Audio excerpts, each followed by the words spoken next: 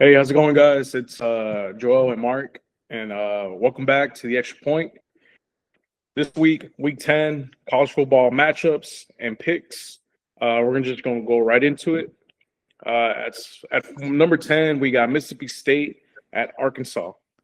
You're probably like talking, why do we have this team, this matchup in our list? Well, in my opinion, both teams are looking for their first SEC win, which both teams could have honestly gotten it a couple games earlier. We just saw Mississippi State blow it against Texas. Arkansas came in close to beating last A&M. week A&M. So why not them? Now why not one of these teams to get their first win? Unless for some reason they go to overtime 20 times. Right? I'm glad in college you can't tie. Then the No, penalties to fix that. Yeah, yeah, I mean, this game, I thought it's going to be a shootout. Both these teams, they put up some serious points against some, elite defenses in college football. So, I mean, I would be surprised if you took the under and this game was at 55. I'm not sure where it's at, but each team's at least scoring 30 points. So the spread is minus 4.5 Arkansas, and over and under is 66 and a half. Look at that. Over this because these two offenses are explosive. Both QBs already reaching over 2,000 yards. You know, rushing yards. They got some elite running backs here. They got some really good receivers, over 600 yards already too. Yeah, it's going to be a high scoring game, in my opinion. Yeah, you gotcha. I know as far as Arkansas, they fired their head coach, right? What's his name?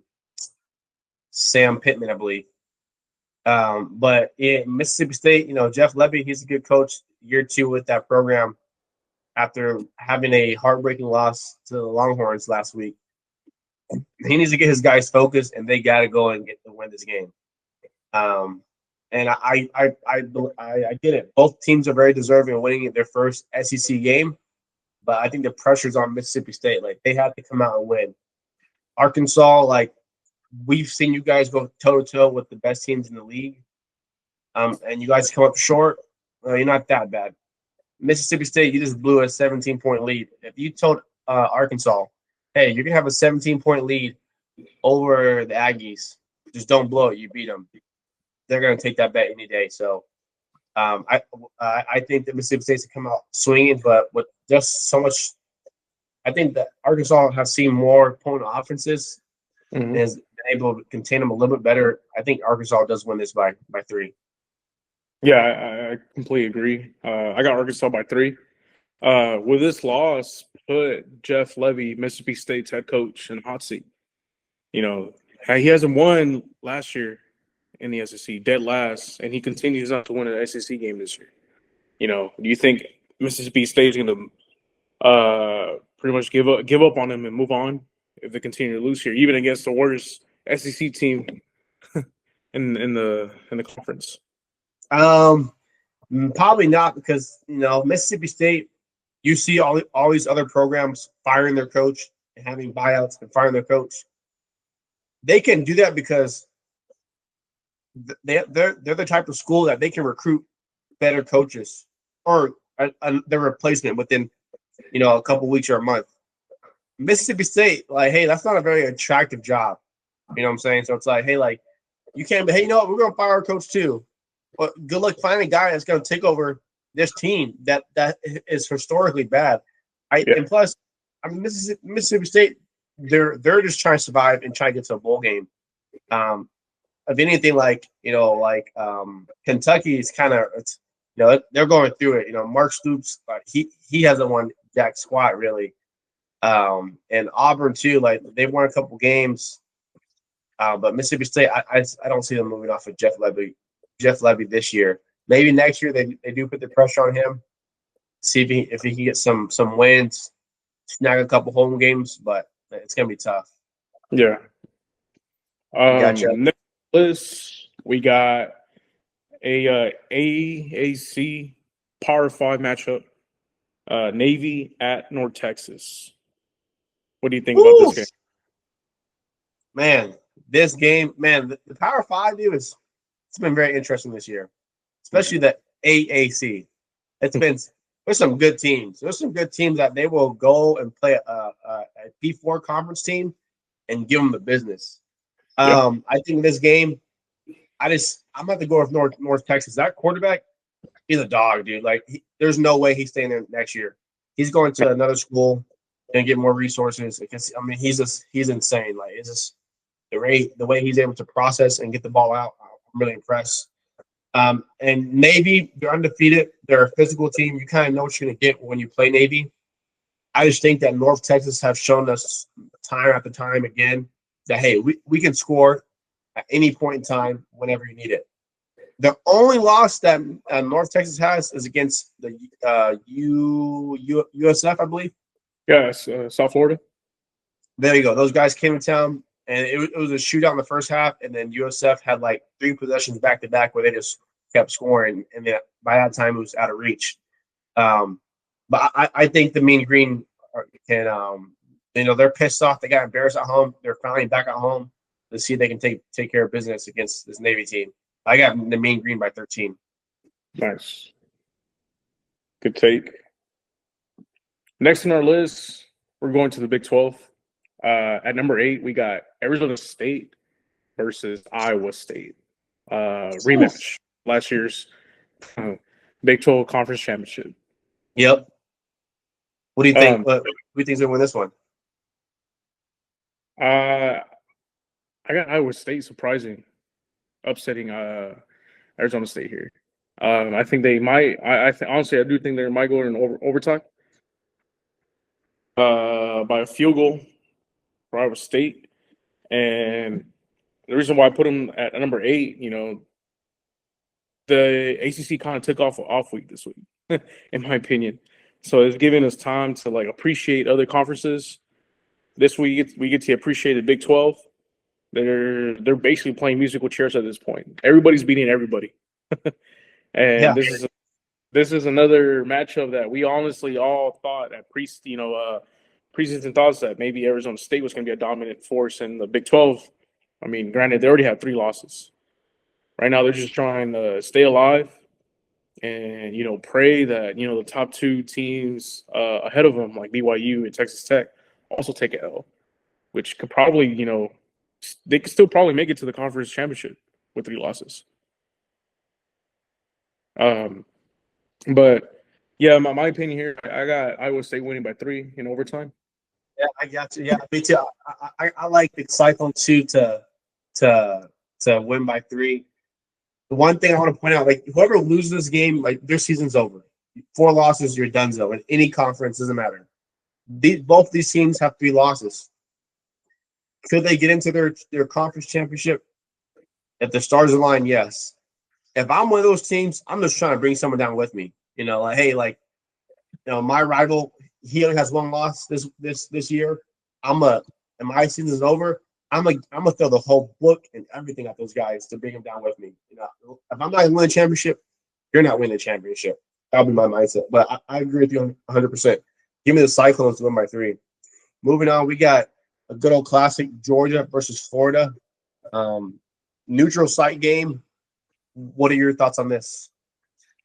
Let's talk about the neutral site.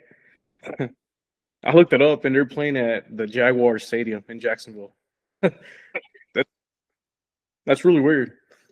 You might as well just play at one if I was them, but yeah.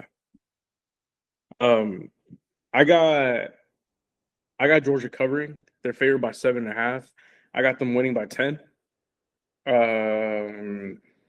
At this point, like you said, Florida might be able to surprise Georgia here if they've been playing good, consistent football throughout the year.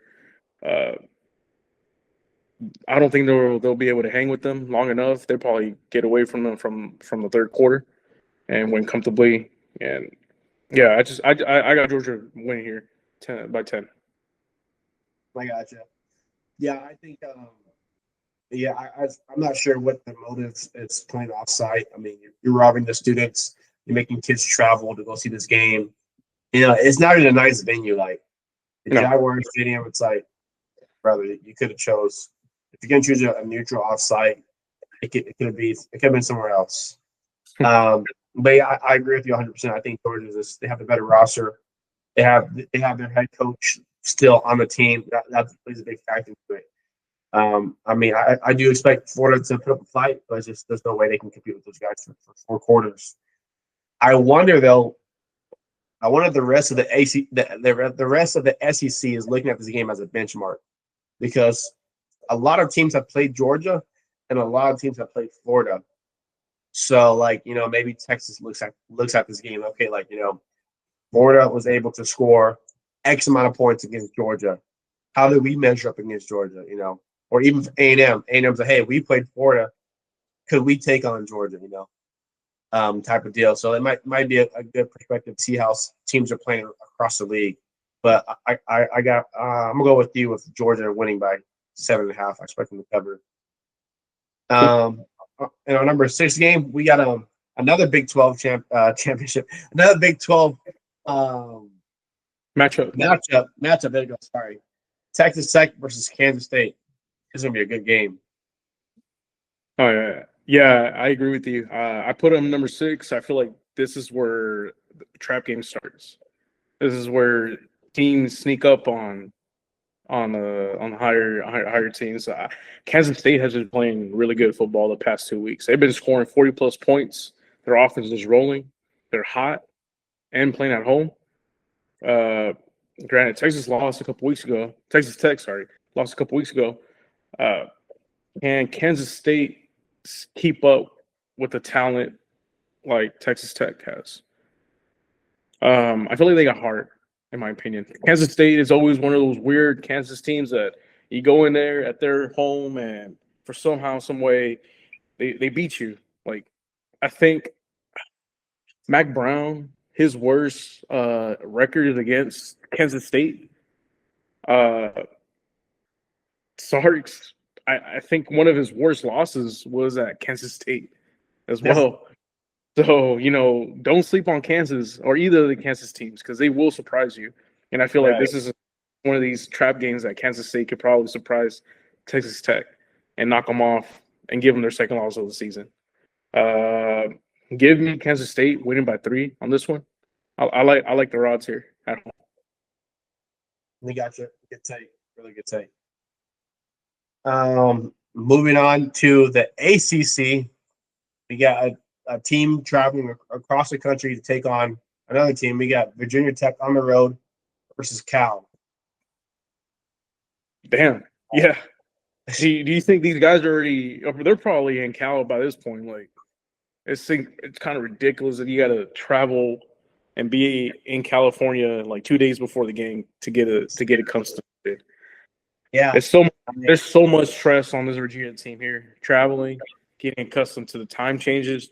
What is 3 different time zones for them? I can't imagine the logistics on that, like getting food for the players, and oh my goodness. I don't know if you've seen, but Texas has their equipment bus. They make this guy drive all these places. I mean, I'm just assuming that's how every team does it. So imagine driving from Virginia all the way to California. Damn. And bro, you gotta leave Monday. He'd be like, "Hey, we forgot something. You ain't going back for." Also, I mean, I guess that their equipment truck does that carry their pads and helmets too, or no? Yeah, they carry all that the equipment. Yeah, so I've seen Texas side. So Texas carries all their pads, all their just like the football, the players of the helmets, all of their stuff. All of their equipment goes in one truck.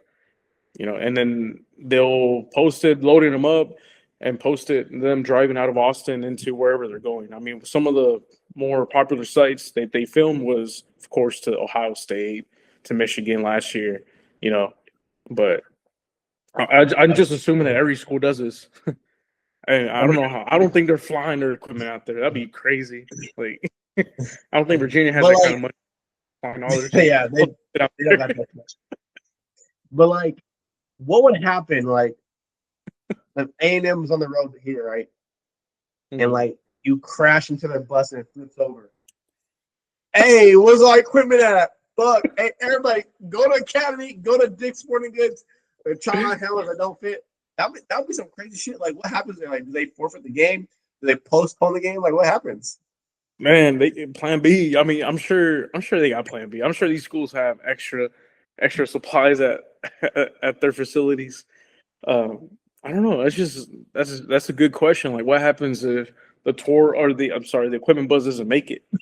Yeah, I pray they do. I mean, I hope this guy's already there in Cal. yeah, But I'm just saying, like, what happens in that occasion if anybody knows? yeah. Gotcha. Yeah. Well, getting back to the football point of Yeah, this. Sorry about that, guys. We're talking we're about. just like it's just crazy how far these guys are traveling. Yeah. Hey, once you do a couple road trips like we have, driving ain't fun, bro. Bro, it's a road trip just traveling in Texas. It's like a 9-hour trip from here to El Paso. Yeah, Fuck you're that. right. 100%. All right, go Well, back. Sorry. no, you're good. You're good. So we got Virginia versus Cal. Virginia, believe it or not, are the last. I'm sorry, two remaining teams that are undefeated in the ACC. Mm-hmm. Virginia Tech and Georgia Tech. Shout out the tech schools, I guess. Now, does Virginia Tech? So It's just Virginia. Georgia Tech didn't lose again? No. Sorry, it's just Virginia because you said Virginia Tech. My bad. Oh, there you go. I was like, damn, like the Hokies are undefeated. No. It's just Virginia and Georgia Tech. Those two are the last ACC teams. Oh, I thought it was Virginia Tech. I was like, damn, like, I know they beat Florida State, but they're undefeated. No. Okay, all right. So my bad, y'all. Forgive me. Virginia versus Cal. They're undefeated, and so is Georgia Tech. Now this Cal team, their record doesn't really reflect how good they are. They're getting better week in and week out. They got a young quarterback, True freshman. He's a dog. Yeah.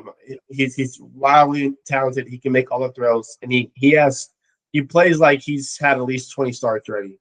He's not making the dumb throws. He's taking care of the football, and he's living to play another down.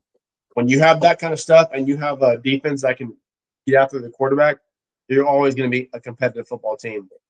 I think with the wear and tear of the travel and the hype around Virginia finally caves in.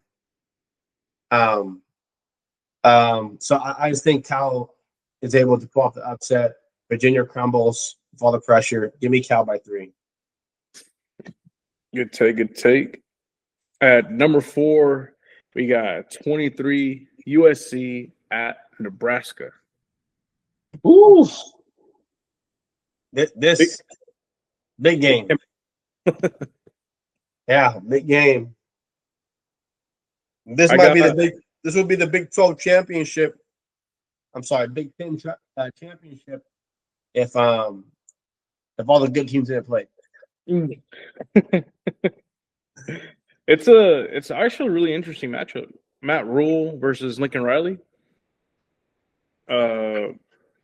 Both really, really high profile coaches. Both basically they have really high profile players. They got Patrick Mahomes. I mean Dylan Raiola.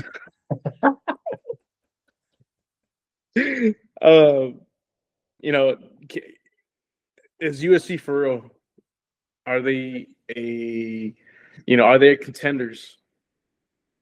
I feel like they gotta prove us here wrong, Can they get over Nebraska? Matt Rule's gonna throw everything at him. He's gonna try his best to throw off USC and give them what they got. Like I said, it's gonna be an interesting matchup. USC's only favored by 4.5. They're over under here 60, so could be a high scoring game. And both only had 2 losses in the season. They're still fighting a win here. Nebraska's ranked. Yeah, and USC's season is over. So basically their playoff hopes right here are done. Yeah, yeah. You loser season's over. Boom, Yeah. Dunzo. I mean, yeah, I think it's just this game is it was kind of hard for me to call it. I mean, it's gonna be a tight game, and honestly, like I don't really care who wins or who doesn't, but I really think I want to see Dylan Raiola play to the next level of his abilities because he's a talented guy. Rather, he's a goofball and wants to be like somebody else. He's very talented. It's working. Yeah. I mean, and at one point he was committed to Georgia.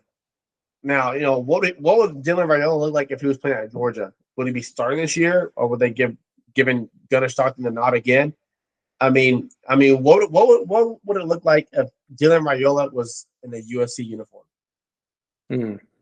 Yeah, so I mean, He was ranked really high. What was he like, top 3 QB? I think he was the number one. He was the number one. That was Nebraska's like first number one in like 20 plus years. What was he, 2022? Yes, because he's a sophomore. He Yeah. started his freshman year and now he's a sophomore. Okay. Yeah, I mean, I don't got any hate for any of these teams. I think I really like the matchup. I like these two teams are competitive. I think it brings in good competition with these two teams in the top 25. So whoever wins this game, I feel like will bring spice up the top 25 standings. But yeah, give me USC though. I feel like USC will win here by 7. Gotcha. Yeah, I'm a piggyback on that. Give me USC to win by 7. Gotcha. Moving on to our number 3 game of the week, we got number 17 Cincinnati Bearcats versus the Utah Utes. Another Big 12 matchup. Man, yeah, these guys are still in the show this week. What's your take on this? Yeah, Big 12. I'm telling you, Big 12 is dominating this week. Some unranked, some ranked games, but that's good. That's good for the Big 12. Cincinnati. Cincinnati, since coming into the Big 12, has been kind of sneaking in. I know last year they weren't really in that good, but this year it looks like they've been surprising a lot of teams. Were they the ones that knocked out Iowa State? Yeah. Iowa State won the road and they got surprised. They got smacked. Yeah. So, yeah, I feel like this might be another game where Cincinnati solidified itself in the Big 12 and makes a statement like, "Hey, we're here to compete." Give me Cincinnati here with a win by 3. I gotcha. I'm gonna call this a game of upset. I'm gonna call this upset because I think Cincinnati's had a really good season and they're getting better. But hey, like you got to be an absolute dog team to go undefeated. Mm-hmm. And I think their time is going to come to an end. They're on the road. I believe it's a night game for the Utes. Yeah. And Utah coming off a very emotional loss to BYU. I think they're out here looking for blood. So give me Utah win by 6. But I think Cincinnati, they are trending in the right direction for the program. And then moving on, we got our number 2 game. We got Texas hosting number 9 Vandy. What are your thoughts on this badass game? It might be the game of the week, in my opinion. A lot of people are sleeping on this game, and I hear the haters saying like, of course Texas fans are going to pick Texas. I'm like, we're always going to pick Texas, bro. Like Vandy has Dago Pavia, which is basically their whole offense. You can't rely on one guy. It's a whole team sport. This defense is definitely looking at Dago Pavia talking his smack. I know he's trying to hype up his boys, tell them, hey, they took this from us last year. It slipped away from us. We let them have it. Let's go take it back. He's trying to get in. He's trying to tell his boys that they should have won last year. I feel like his defense is going to definitely cover. It's going to dominate, and as long as we contain Pavia, we shouldn't have no worries. Like I said, offense, just take care of business, take care of the ball. That's all you got to do. Just let the defense take care of this game to win you the game. Give me Texas to win. to win by 7 here. Low scoring game. I think during our Texas Tuesday pregame review breakdown, I had called it. I think it was like 20-17 or like 24-21. I'm leaning more on Texas to cover here and win by 7. I like the odds. Give me 21-14 here for Texas. Gotcha. That's a really good take. I'm basically on the same trail. The only thing I would tweak is, in my opinion, I feel like I am putting all my hopes and dreams in Matthew Caldwell, and these hopes and dreams they're pretty cheap for him to cash in. Take care of the ball. When you have a chance to take your shots downfield, and you've proven to us that you can take shots downfield, don't miss the layups like other people do. And if you do those things, we're going to be in good shape. Defense is going to smother Diego Pavia. I think if Diego Pavia has less than 100 yards, if he has less than, let's say, 50 yards by halftime, we're in good shape. If it's halftime, he has like 85, 75 rushing yards, it's going to be a long game, right? And when we're in the red zone, we got to score touchdowns. Vandy's a team that they're not going to be kicking a whole lot of field goals. If it's, third and short, those guys are going to see us, 4-down territory.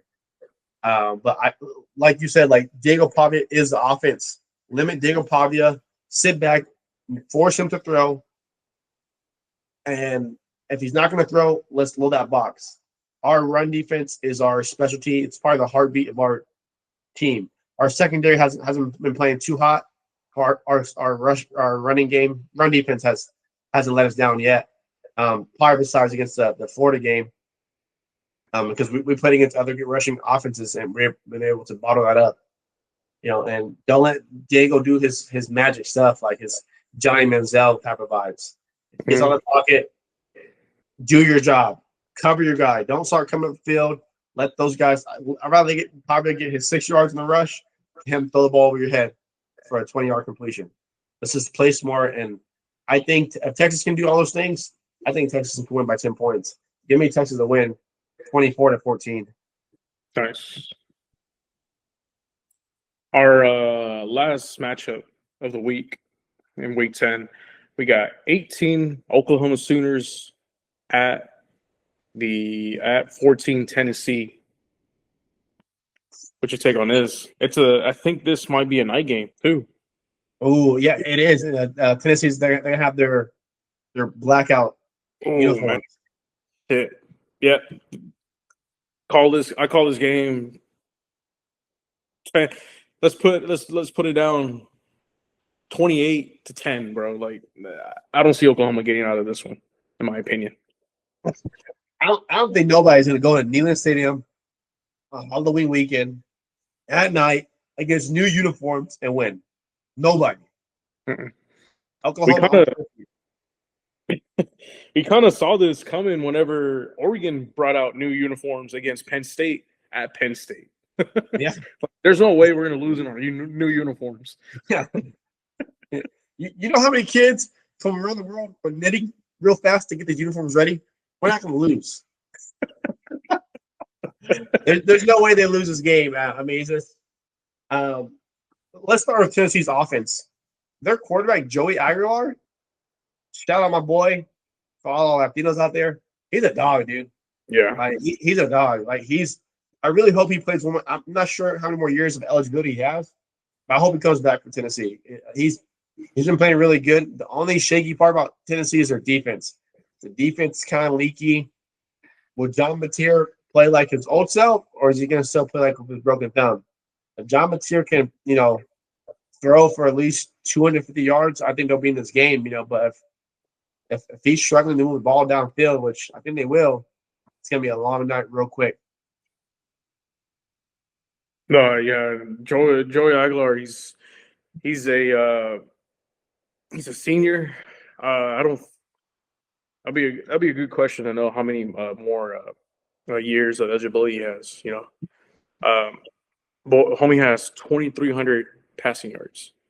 That's insane. How many touchdowns? 18 touchdowns, 6 interceptions. That's not bad. Yeah, that's I You should. know what he needs to do? He needs to Uh-huh. hit up Diego Pavia. He needs to hit up Diego Pavia. Hey, let me get your lawyer. Let me get 1 year eligibility. Give me 2 more years. Yeah, I mean, Dago Paga's in that lawsuit right now, trying to fight the NCAA. Yeah, I don't know that John. So seeing this game last week against Ole Miss, um, I feel like John Mateer, the offense shouldn't just getting down the field. You know what I mean? They kind of relied too much on John Mateer using his feet still, and that's crazy. I mean, one bad move, he could break his thumb again. Yeah. So I don't know at this point. I don't know what Brent Venables' his game plan is with John Mateer. I feel like he's just risking this man's career at this point. Honestly, I mean, yeah, he's super talented. He was a Heisman favorite coming in. You know what's funny though? Like, we've been Texas fans all our lives, and as much as I hate OU, they've always been pretty good at recruiting. And part of it, they've been good at recruiting because they would steal our kids. Mm-hmm. They would take all the kids from the DFW area, and a couple Houston kids. But Oklahoma's always had good running backs and good receivers. Yeah, always. But you also had offensive minded coaches there. Now you have a DC guy, a defensive coach as a head coach, and Venables. If you're a badass receiver from Texas, let me go commit to UT Texas, and because they're playing better ball than Oklahoma. And if those guys are still want to go to Oklahoma, why would you go there if that coach is all about defense wins games, defense? Yeah. You're starting to see that as the years trickle by that the offense is declining because he's not bringing new talent to replenish. No. I think you hit it right on the nail. Like the top of QBs that they've been recruiting. Well, Lincoln Riley's been recruiting. You had Baker Mayfield. You had Justin Fields. Not Justin Fields. Jalen Hurts. I'm sorry. All these talented QBs. What's that QB from Arizona? Arizona State. No, Arizona. For the Cardinals. Kyler Murray. Yeah. Kyler Murray. Oh, like those Jalen really, Hurts. Jalen Hurts. Yeah, like those really talented QB. I mean, just recently, um, you also had a really Heisman winner. Again, I think they have what, like two Heisman winners, QB Heisman winners recently for the past couple years in the last 10 years in the QB. They had Baker Mayfield. Yeah, so like Baker Mayfield, one just went to the Bears. Caleb Williams. So my point is here is like these were off, receiver friendly at the time, receiver friendly offenses, like Lincoln Riley thought about the offense way more than he thought about his defense. And like you said, with Reynolds here, he's turning the side around. He's getting more defenders. But I mean, at the same time, if defenders see that their offense isn't moving, why would they want to go play there? I'm like, yeah, you're going to play more playing time, but you're probably going to be coming up and struggling to get the team back in. Just more, trash time really for them. So I don't know. I see this game going one-sided by the third quarter. Like I said, I got Tennessee winning here by 2 touchdowns. Give me 28-14. Yeah, I'm gonna go at least a 2 touchdown for Tennessee to cover. It's just Halloween, Neyland Stadium. It's just there's no way that I see Oklahoma, and I believe Oklahoma.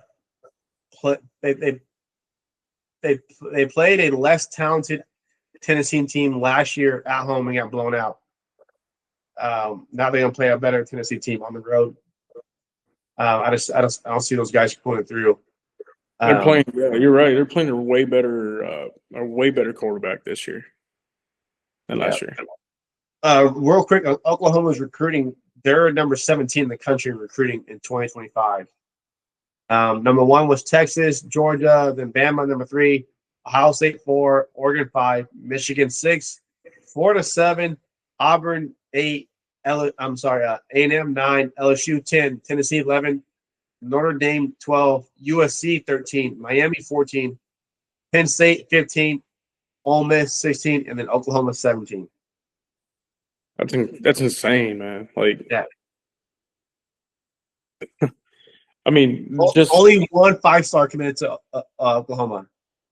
That's insane. I mean, don't you see that might like raise some eyebrows for Brett Venables at this point? You know, not having a top 10 class come in next year. Yeah.